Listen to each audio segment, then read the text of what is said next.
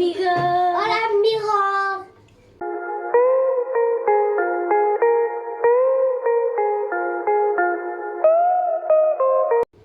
Hoy vamos a hacer Hola, Vito. un rico pan de zorro.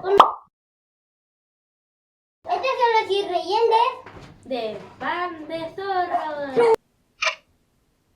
Manjar. Y queso crema. Durazno. Unas ricas cerezas. Plátano. Y maní confritado. Confritado. Pan. Vamos a preparar nuestro pan.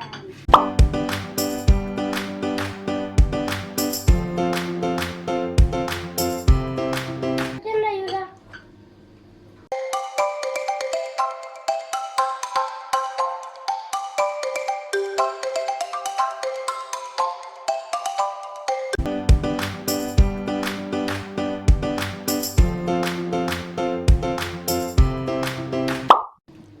La naricita. La naricita.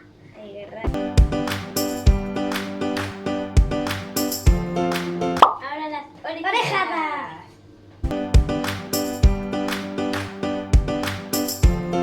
Tenemos de ricos panes.